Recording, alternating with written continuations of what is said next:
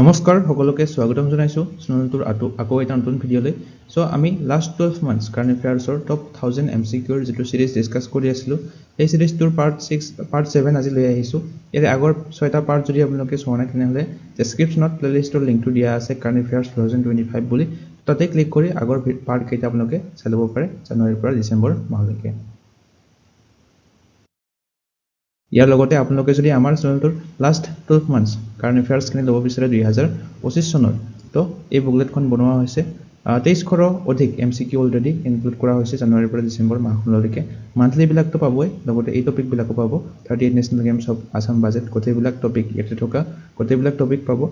English আৰু Assamese দুটা মিডিয়ামতে গতিকে এই বুকলেটখন আপোনালোকে পাৰচেজ কৰিব বিচাৰি সিম্পলি WhatsApp নম্বৰটো WhatsApp কৰি পাৰচেজ কৰিব পাৰে তো ইয়াৰ আগৰ পাৰ্ট কেইলৈকে আমি 301 নম্বৰ কোৱেশ্চনলৈকে ডিসকাস কৰিছিলো আজিৰ প্ৰথম কোৱেশ্চনটো হৈছে which institution topped the national institutional ranking framework 2025 in overall category তো overall categoryত শীৰ্ষস্থান কোনে লাভ কৰিছে NIRF 2025 ranking-ত এই প্ৰতিষ্ঠানখন হৈছে IIT মাদ্ৰাজ অপচন C2 হ'ব শুদ্ধ উত্তৰ ইয়াতে চাব পাৰে IIT মাদ্ৰাজে overall categoryত ফাৰ্স্ট লাভ কৰিছে বেস্ট ইউনিভাৰ্সিটি ক্যাটেগৰীত অৰ্থাৎ ইউনিভাৰ্সিটি বিলাকৰ ভিতৰত আটাইতকৈ শীৰ্ষস্থান লাভ কৰিছে Indian institute of science IISc বেংগালুৰুৱে মেনেজমেন্ট ক্যাটেগৰীত IIM আহমেদাবাদে শীৰ্ষস্থান লাভ কৰিছে আৰু IIT ৰুৰকিয়ে আৰ্কিটেকচাৰাল এণ্ড প্লেনিং ক্যাটেগৰীত শীৰ্ষস্থান লাভ কৰে নেক্সট কোৱেশ্চনটো হৈছে which country is scheduled to host Shanghai Cooperation Organization SCO Summit 2027 তো 2027 চনৰ সাংহাই সহযোগিতা সংস্থা শীৰ্ষ সন্মিলন কোনখন দেশত আয়োজন কৰা হ'ব 2027 চনৰটো আয়োজন কৰা হ'ব পাকিস্তানত আৰু 2026 চনৰটো এই কিৰগিজস্তানত অনুষ্ঠিত হ'ব এটা চাব পাৰে পাকিস্তানে 2027 চনত কৰিব 2025 চনৰটো চাইনাত অনুষ্ঠিত হৈছিল তিয়ানজিনত 2026 চনৰটো আমি পঢ়িলো কিৰগিজস্তানত অনুষ্ঠিত কৰা হ'ব বৰ্তমান এছিয়াৰ হেডকোৱাৰ্টাৰটো হৈছে চাইনা বেইজিঙত আৰু বেলাৰুছ হৈছে latest full member Next question is which in the Australian Open 2025 men's single final Jannik Sinner defeated which player? Very important question. Grand Slam বিলাকৰ ওপৰত যথেষ্ট কোৱেশ্চন অহা দেখা যায় আৰবি গ্ৰুপ ডি এক্সামত লোৱা হৈছে 2025 চনত এই কোৱেশ্চনটো তো মেন সিঙ্গেল টাইটেল জয়লাভ কৰিছে জেনিক সিনাৰে কাক হৰুৱাইছে আলেকজাণ্ডাৰ জেভেৰেভ অপচন C2 হ'ব শুদ্ধ উত্তৰ ইয়াতে গ্ৰেণ্ড স্লেমৰ কোটেগিটা ৰিজাল্ট দিয়া আছে আপোনালোকে চাই ল'ব US Open জিকিছে কাৰ্লোছ আলকাৰেজে উইম্বলডন জিকিছে জেনিক সিনাৰে ফ্ৰেঞ্চ ওপেন জিকিছে কাৰ্লোছ আলকাৰেজে অস্ট্ৰেলিয়ান ওপেন জিকিছে জেনিক সিনাৰে তো কাৰ্লোছ আলকাৰেজে দুটা জয়লাভ কৰিছে US Open আৰু ফ্ৰেঞ্চ ওপেন জেনিক সিনাৰে দুটা লাভ কৰিছে উইম্বলডন আৰু অস্ট্ৰেলিয়ান তো উইনাৰৰ লগতে ৰানাৰ্ছ আপ বিলাকৰ নাম আপোনালোকে মনত ৰাখিব এক্সামত হ'লে আজিকালি ওমেন্সৰ ক্যাটেগৰীত ইয়াতে চাব পাৰে US Open আৰেনা সাবালেঙ্কাই লাভ কৰে উইম্বলডন লাভ কৰে ইগা সিৱাটিকে ফ্ৰেঞ্চ ওপেন লাভ কৰে কোকো গৌফে আৰু অস্ট্ৰেলিয়ান ওপেন লাভ কৰে মেডিসন কিছে Next question is India's indigenous fifth generation stealth fighter jet AMCA was announced by whom in August 2025 তো ভাৰতৰ প্ৰথমখন থলুৱা পঞ্চম ফিফথ জেনাৰেশনৰ stealth fighter jet এইখনৰ নাম হৈছে AMCA ইয়াৰ ফুল ফৰ্মটো অলপ পিছত কৈ আছো এইখন কোনে ঘোষণা কৰে হেহতিয়াকৈ ৰাজনাথ সিংহে হেহতিয়াকৈ ঘোষণা কৰে কেন্দ্ৰীয় মন্ত্ৰী এটা চাব পাৰে AMCA এৰ সম্পূৰ্ণ ৰূপটো হৈছে এডভান্সড মিডিয়াম কম্বেট এয়াৰক্ৰাফট এইখন ফিফথ জেন এয়াৰক্ৰাফট হয় ষ্টেলথ ফাইটাৰ এইখন হেহতিয়াকৈ ৰাজনাথ সিংহে কেন্দ্ৰীয় মন্ত্ৰী ৰাজনাথ সিংহে আগষ্ট মাহত 2025 চনত ঘোষণা কৰে নেক্সট কোৱেশ্চনটো হৈছে হু presented da economic survey 2025 in India ভাৰতত 2025 চনৰ অৰ্থনৈতিক জৰীপ কোনে দাখিল কৰিছিল তো ইকোনমিক সাৰ্ভে টু ফাইনান্স মিনিষ্ট্ৰীয়ে দাখিল কৰে কেন্দ্ৰীয় বিত্তমন্ত্ৰী এখেতে হৈছে নিৰ্মলা সীতাৰামন হৈছে বৰ্তমান union finance minister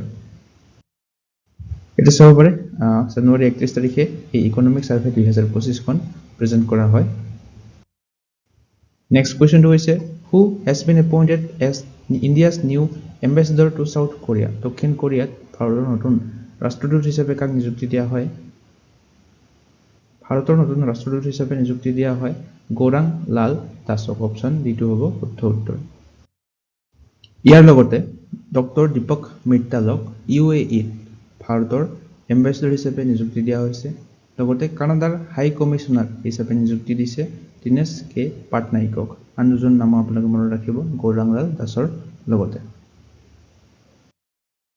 Next question is recently in which state was India's first Bhalsar knowledge portal launched? India's first Bhalsar knowledge portal to launch কৰা হৈছে অসমত অপচন সি টু হ'ব শুদ্ধ উত্তৰ দিছ হ'ব পাৰে ছেপ্টেম্বৰ 2 তাৰিখে এই Bhalsar knowledge portal টো লঞ্চ কৰা হয় এইটোৱে কিহত সহায় কৰিব Bhalsar conservation অৰ্থাৎ সগুণ সংৰক্ষণত সহায় কৰিব এই পৰ্টেলটোৱে Next প্ৰশ্নটো হৈছে what is the name of Mizoram's first ever rail connection inaugurated in September 2025 তো ছেপ্টেম্বৰ মাহত মিজোৰামৰ প্ৰথমটো ৰেল সংযোগ কৰা হৈছে এইটো হৈছে Bhairabi Sairang railway line option B টু হ'ব শুদ্ধ উত্তৰ এটা সবৰে প্ৰধানমন্ত্ৰী নৰেন্দ্ৰ মোদীয়ে 13 ছেপ্টেম্বৰ তাৰিখে মুকলি কৰে 51.38 কিলোমিটাৰ দৈৰ্ঘ্যৰ এই ভৈৰৱী চাইৰাং ৰেলৱে লাইনটো টোটাল কষ্ট হৈছিল 8,000 কোটি টকা approximately Next question is recently 14th edition of joint military exercise named Maitri between India and Thailand began in which city? So, another question hol Maitri exercise to কাৰ মাজত অনুষ্ঠিত হয় ভাৰত আৰু থাইলেণ্ডৰ মাজত এইটো 14তম এডিশন আছিল ক'ত অনুষ্ঠিত হৈছিল মেঘালয়ৰ উমৰৈত অনুষ্ঠিত হৈছিল এই 2025 চনৰ অনুশীলনটো এটা চাব পাৰে Maitri is a joint military exercise between India and Thailand. It will not be 14th সংস্কৰণ হয় 2025 চনত Next প্রশ্ন to is the 3-day Saida Khong Hataisili festival held to promote GI Tech Hataisili was celebrated in which state Ukhrul district. তো Hataisili উৎসৱ অনুষ্ঠিত হয় মণিপুৰ ৰাজ্যখনত এটো সব পাৰে GI Tech হয় Hataisili তো এই Hataisili-টোৰ ওপৰতে প্ৰমোট কৰিবলৈ এই ফেষ্টিভেলটো অৰ্গানাইজ কৰা হৈছিল Next question to is which city is the safest city for women in India as per recently released National Annual Report and Index on Women's Safety. So National Annual Reports and Index এইটো সংক্ষেপত নাৰী বুলিও কোৱা হয় তো women's safety ৰ বাবে শীৰ্ষস্থান লাভ কৰিছে আটাইতকৈ সুৰক্ষিত চহৰ হিচাপে কোহিমা ঠাইখনে কোহিমা চহৰখনে So আমি সকলো জানো কোহিমাখন হৈছে নাগালেণ্ডৰ ৰাজধানী তো ইখনে শীৰ্ষস্থান লাভ কৰিছে as a safest city for women বিশাখাপট্টনমখনে দ্বিতীয় স্থান লাভ কৰিছে আৰু ভুৱনেশ্বৰখনে তৃতীয় স্থান লাভ কৰিছে Next to is recently former chief minister of which state Didi Lapang died at the age of 91 তো 91 বছৰ বয়সত মৃত্যুবৰণ কৰিছে Didi Langpai তো এখেত আছিল প্ৰাক্তন মুখ্যমন্ত্ৰী মেঘালয় ৰাজ্যখনৰ Next question is recently who took oath as 10th Chief Justice of Manipur High Court. So important question. High Court exam hobe. Manipur High Court or 10th Chief Justice hoise 2025 চনত Justice M Sundar option B2 hobo শুদ্ধ উত্তৰ. আৰু চাব পাৰে 10th Chief Justice হয় Manipur High Court or. Next question to hoise World Bamboo Day 2025 is celebrated annually on which date? বিশ্ব বাঁহ দিৱস 2025 চনৰ প্ৰতি বছৰে কোন তাৰিখে পালন কৰা হয় তো বিশ্ব বাঁহ দিৱস প্ৰতি বছৰে পালন কৰা হয় 18 ছেপ্টেম্বৰ তাৰিখে অপচন সি টু হ'ব শুদ্ধ উত্তৰ 2025 চনৰ থিমটো মনত ৰাখিব World Bamboo Day next generation bamboo solution innovation and design next question টো হৈছে who has been appointed as 15th vice president of India তো very important question ভাৰতৰ বৰ্তমান উপৰাষ্ট্ৰপতি কোন এখেত হৈছে 15তম উপৰাষ্ট্ৰপতি সিপি ৰাধা কৃষ্ণন হৈছে এখেতৰ নাম অপচন সি টু হ'ব শুদ্ধ উত্তৰ তো সিপি ৰাধা কৃষ্ণন আছিল মহাৰাষ্ট্ৰ ৰাজ্যখনৰ প্ৰাক্তন ৰাজ্যপাল নেক্সট কোৱেশ্চন হৈছে Hindi Diwas observed every year is celebrated on which date প্ৰতি বছৰে হিন্দী দিৱস পালন কৰা হয় কোন তাৰিখে পালন কৰা হয় আমি ক'ব লাগে 14 ছেপ্টেম্বৰ তাৰিখে প্ৰতি বছৰে হিন্দী দিৱস পালন কৰা হয় Next question is who became Nepal's first woman prime minister on September 12, 2025? So very important question. Nepal's প্রথম গৰাকী মহিলা প্ৰধানমন্ত্ৰী হৈছিল সুশীলা কাৰ্গি অপচন সি টু হ'ব শুদ্ধ উত্তৰ Next question is in which state India's first bamboo based biorefinery been established? ভাৰতৰ প্ৰথমটো বাঁহ ভিত্তিক জৈৱ শোধনাগাৰ এইটো এস্টাবলিশ হৈছিল এটো স্থাপন কৰা হৈছে আমাৰ অসম ৰাজ্যখনত অপচন ডি টু হ'ব শুদ্ধ উত্তৰ অসমৰ নুমলীগড়ত ইণ্ডিয়া's first bamboo based biorefinery to establish কৰা হয় to promote green energy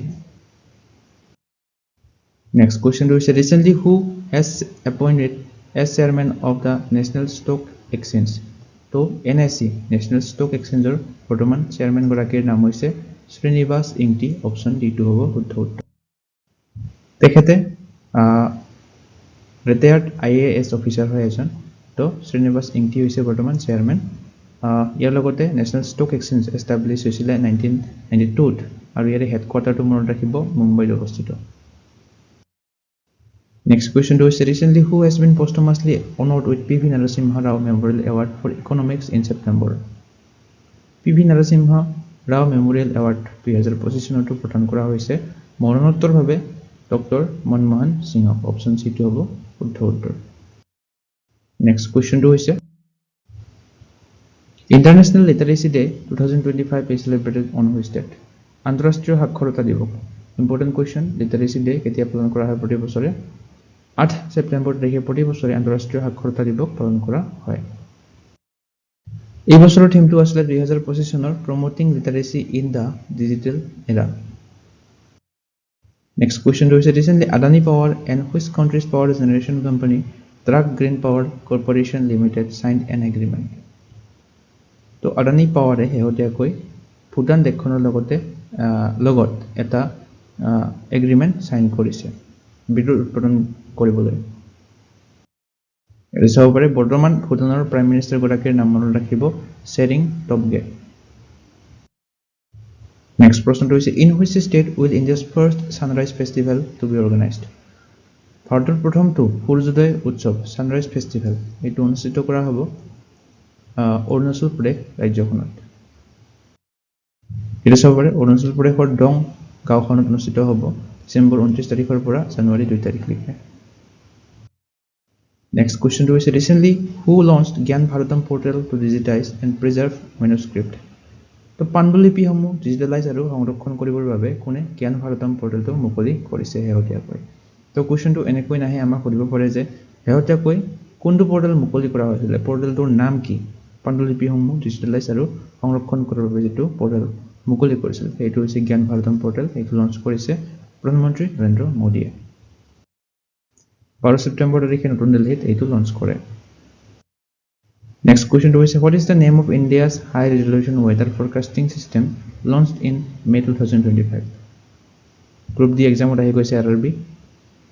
to weather forecasting system etu hoise option C BFS Bharat forecast system Next question is which scheme was launched by Prime Minister Narendra Modi in September 2025 to provide loans at cheaper rates in Bihar Biharat কম মূল্যত ঋণ উপলব্ধ কৰাৰ বাবে প্ৰধানমন্ত্ৰী নৰেন্দ্ৰ মোদীয়ে এই জীৱিকা নিধি credit cooperative society নামৰ স্কিমটো লঞ্চ কৰে Next question is according to Energy Transition Index published by World Economic Forum how many ranks did India drop compared to 2024 তো ডিৰেক্ট আমাক ভাৰতৰ ৰেংকটো উঠা নাই ভাৰতে কিমান ৰেংক ড্ৰপ হৈছে এইটো আমাক সুধিছে 8th rank drop hoise energy transition index ot bharote ইয়াৰ যদি আমি ইম্পৰ্টেন্ট পইণ্ট খিনি চাও world economic forum এই energy transition index to publish কৰে ভাৰতে 2024 চনত স্থান লাভ কৰিছিল 63তম স্থান আৰু 2025 চনত হেহতিয়াকৈ 71তম স্থান লাভ কৰে তো 8টা rank তললৈ গৈছে এই বছৰ Next question is recently who has been named as recipient of Dada Saheb Phalke Award 2023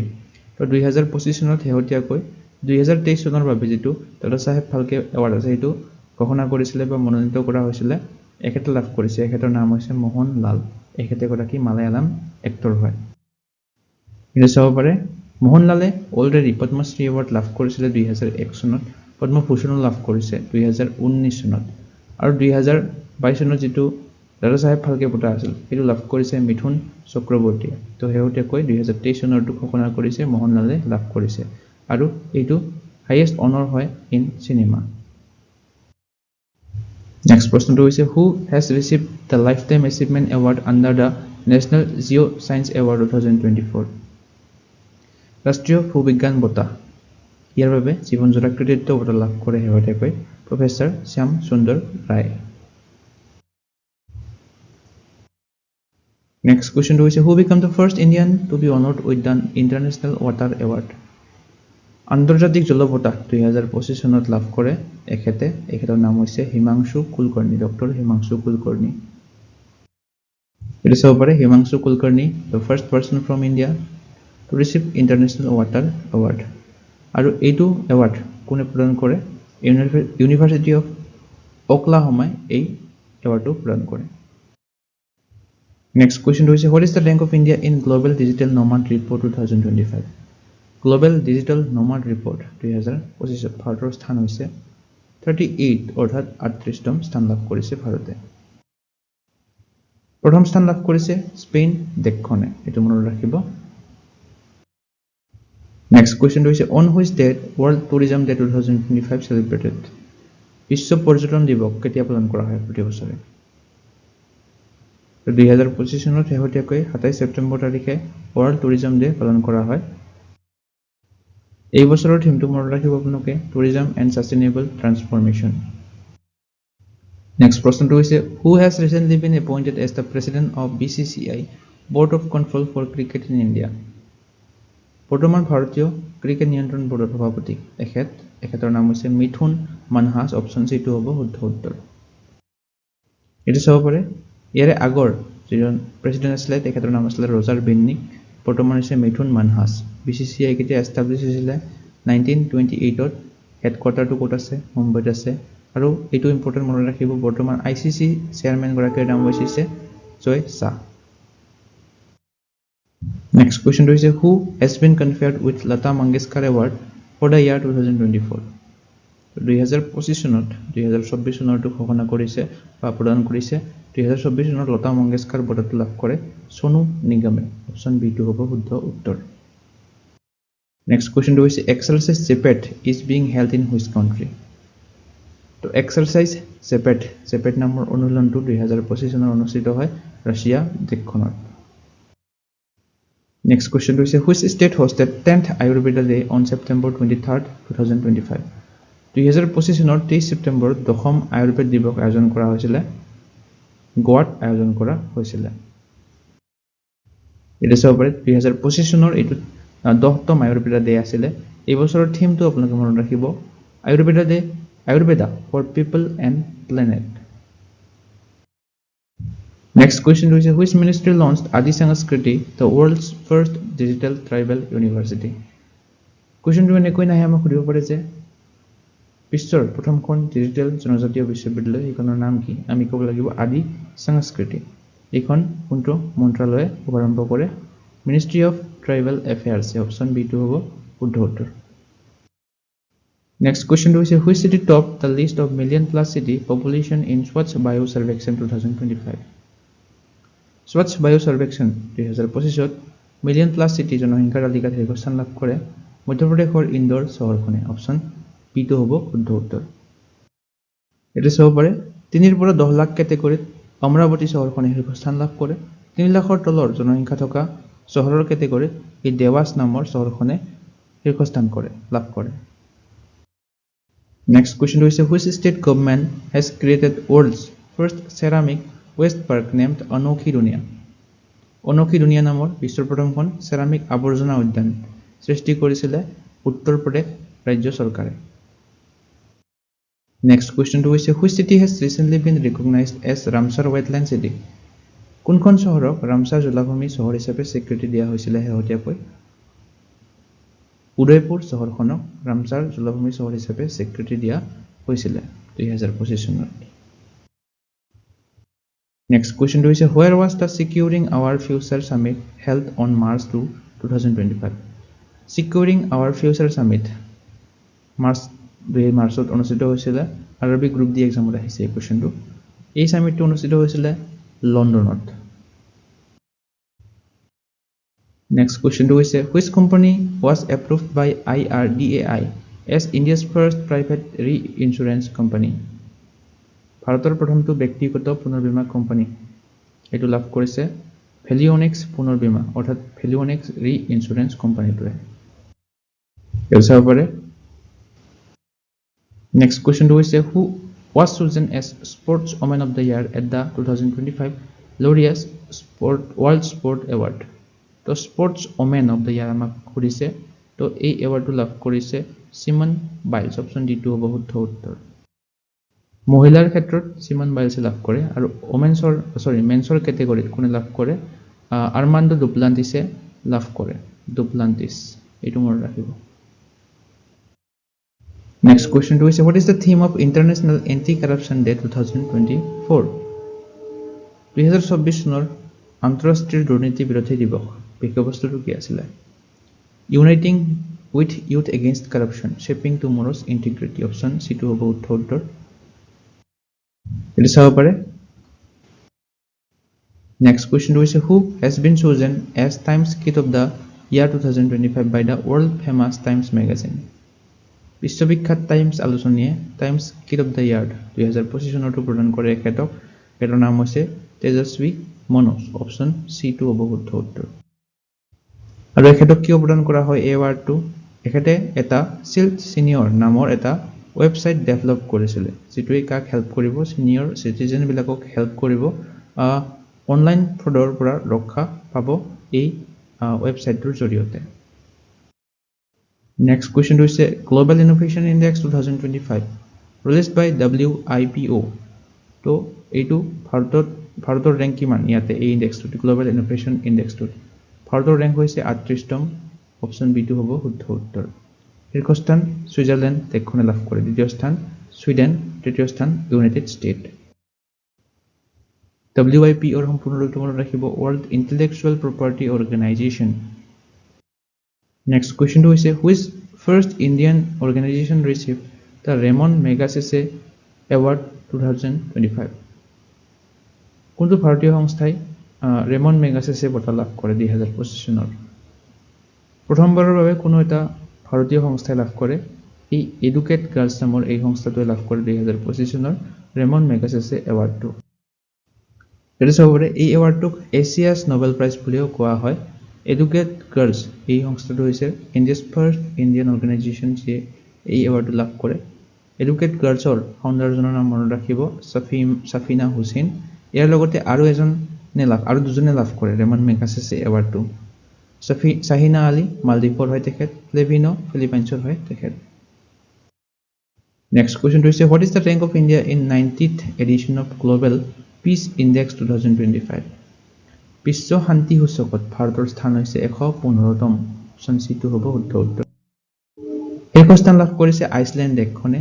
দ্বিতীয় স্থান লাভ কৰে আয়াৰল্যান্ড দেশখনে তৃতীয় স্থান লাভ কৰে নিউজিল্যান্ড দেশখনে সো আজিৰ ভিডিঅ'ৰ প্ৰশ্নটো হৈছে according to Global Peace Index 2025 what is Asia's safest country তো এছিয়াৰ আটাইতকৈ সুৰক্ষিত চহৰ কোনখন বিশ্ব শান্তি সূচকৰ অনুসৰি তো এই চাৰিটা অপচন দিয়া আছে আপোনালোকে এই চাৰিটা অপচনৰ কোনটো কাৰেক্ট হয় আপোনালোকে কমেন্ট কৰি জনাব ইয়াৰ লগতে আপোনালোকে যদি আমাৰ চেনেলটোৰ লাষ্ট 12 মান্থছ কাৰেণ্ট এফেয়াৰ্ছৰ কন্টেন্টখিনি ল'ব বিচাৰে 2025 চনৰ তো 25 অধিক এমসিকিউ ইনক্লুড আছে এই বুকলেটখনত জানুৱাৰীৰ পৰা ডিসেম্বৰ তাৰিখলৈকে প্ৰতিখন মাহৰে 100 অধিক এমসিকিউ পাব লগতে এই topic wise current affairs MCQ বিলাক পাব 38 national games of Assam budget Assam civilian award গোটেইবিলাক টপিক পাব ইয়াতে যিমান বিলাক আছে কন্টেন্টত কোৱেশ্চন বিলাক এমসিকিউ ফৰমেটত দিয়া আছে আৰু যিবিলাক ৰিলেটেড পইণ্ট আছে সেইবিলাক এটাচ কৰি দিয়া আছে লগতে পিকচাৰ প্ৰভাইড কৰা আছে যাতে মনত ৰাখিব সুবিধা হয় সো আপোনালোকে এই বুকলেটখন যদি পাৰচেজ কৰিব বিচাৰে সিম্পলি এই WhatsApp নম্বৰত WhatsApp কৰি আপোনালোকে PDF খন পাৰচেজ কৰিব পাৰে সো আজিৰ ভিডিঅ'টো চাই আপোনালোকে কেনে পালে কমেন্ট সেকশনত জনাবলৈ নাপাহৰিব যদি চাই ভাল পায় তেনে এটা লাইক কৰি দিব এটা শেয়াৰ কৰি দিব লগতে এসেনশিয়াল ষ্টাডি জোন চেনেলটো সাবস্ক্ৰাইব কৰি ল'ব এনে ধৰণৰ কন্টেন্ট আগলৈ পাই থাকিবৰ বাবে সো আজিলৈ ইমানে ধন্যবাদ